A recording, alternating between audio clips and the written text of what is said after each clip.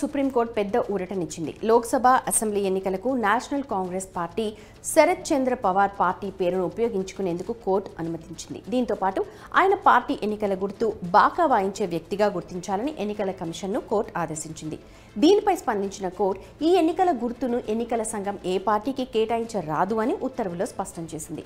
Court ఆదేశాలతో అజిత్ పవార్ వర్గం షాక్కి గురైంది. అటువంటి పరిస్థితిలో ఎన్నికల సంఘం ఎన్నికల గుర్తుల్ని ఎలా కేటాయిస్తుంది? ఒక పార్టీ ఏదైనా ఎన్నికల గుర్తును డిమాండ్ చేయగలదా? పార్టీని ఎలా నమోదు చేసుకుంటారు? రాజకీయ పార్టీని ఏర్పాటు చేయడానికి ఏవైనా షరతులు ఉంటాయా అన్న విషయాలని ఒకసారి గమనిద్దాం. ఎన్నికల గుర్తు ప్రక్రియ ఎలా ఉంటుందో ఒకసారి చూద్దాం. ఎన్నికల గుర్తులను పార్టీకి కేటాయించాలనే ఒక చట్టం ఉంది. ఎన్నికల చిహ్నాలు అంటే రిజర్వేషన్ కేటాయింపు మీద ఉంటాయి. ఆర్డర్ 1968 కింద ఈ ఎన్నికల సంఘం పార్టీలకు చిహ్నాలను జారీ చేస్తుంది. అయితే దానికోసం కూడా కొన్ని ప్రత్యేక నియమాలు ఉంటాయి. 100కు పైగా ఎన్నికల చిహ్నాలు ఎన్నికల సంఘం వద్ద రిజర్వ్లో ఉన్నాయి.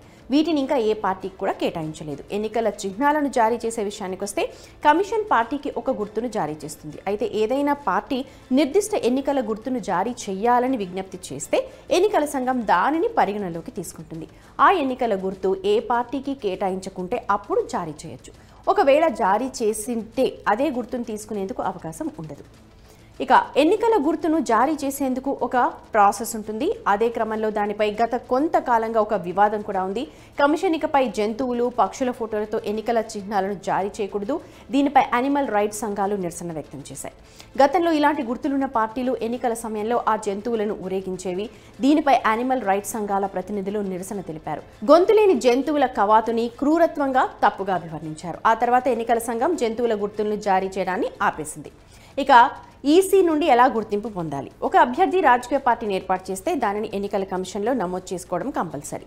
ప్రజా ప్రాతినిధ్య చట్టం 1951 ప్రకారం రాజకీయ పార్టీల ఏర్పాటుకు సంబంధించిన కొన్ని నిబంధనలను అనుసరించాలి. రాజకీయ పార్టీని ఏర్పాటు చేయాలంటే ఎన్నికల సంఘం జారీ చేసిన ఫామ్ని నింపాలి. ఇది మొదటి కండిషన్. దీన్ని ఆన్లైన్లో నింపాల్సి ఉంటుంది. ఆ తర్వాత దాన్ని ప్రింట్అవుట్ తీసుకొని ఇతర ముఖ్యమైన పత్రాలతో పాటు 30 డేస్ లోపు ఎన్నికల కమిషన్కు పంపించాలి. ఈ ప్రాసెస్లో కొంత క్యాష్ అంటే 10,000 రూపీస్ కూడా డిపాజిట్ చేయాల్సి ఉంటుంది. ఇక పార్టీ పెట్టాలంటే కూడా కొన్ని కండిషన్స్ ఉన్నాయి. పార్టీ రిజిస్ట్రేషన్ ప్రాసెస్కి ముందు రాజ్యాంగంలోని విధానాన్ని గుర్తుంచుకోవడం కంపల్సరీ.